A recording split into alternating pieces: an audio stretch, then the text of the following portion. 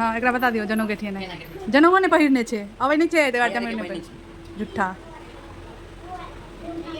आ पापा के सब दिन पहिरने रहे छथिन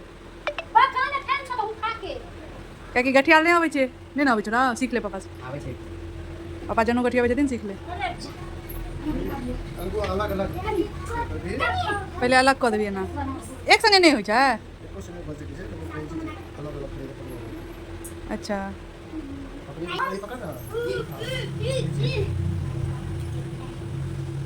जनऊ बनैयो में कते दिन लगै छै पहले सूत काटल जाइ छै फेर ओकरा की करल जाइ छै ओकरा काटल जाइ छै सूत काटल जाइ छै तहन ओकरा रंगल जाइ छै तहन ओकरा कथी पर एगो डंटा डंटा जेना ओहि पर सुखायल जाइ छै तहन ओकरा जोड़िया के बनबै छै हे नहीं ओना उजरा जेतै रे करे छियै एना पहिने सिंपल है इधर से लो बांध दो तानी होइ छै हां एना करे के क्या बेर घुमबै छै पापा क्या परवल छै एकर 3 परवल हुनको तो 3 परवल तीन परवल मतलब परवल तीन बेर खा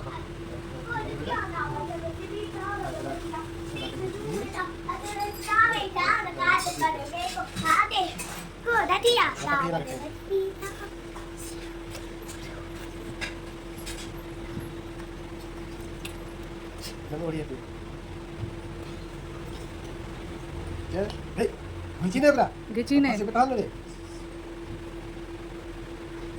नजर जोर हेबाक चाही निकाल दियो घिची ने ढीला रखिए हल्का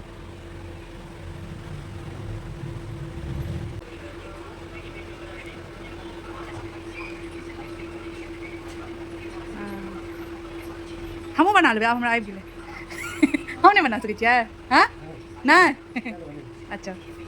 हमहूँ बना लेबै हमरा आबि गेलै सीख लेलियै हम बनबै छै पापा कल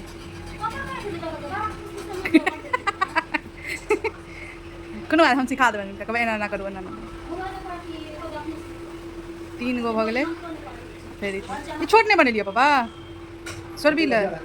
हाँ एगो हुनको ले बना दियौ एगो तो छै उनका मतलब एखन पहिरने छथिन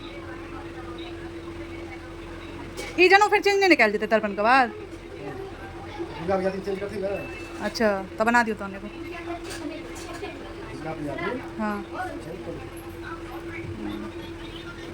आँख उजर जनऊ कतऽ साल गाँव से पहले पहिरने छलियै अच्छा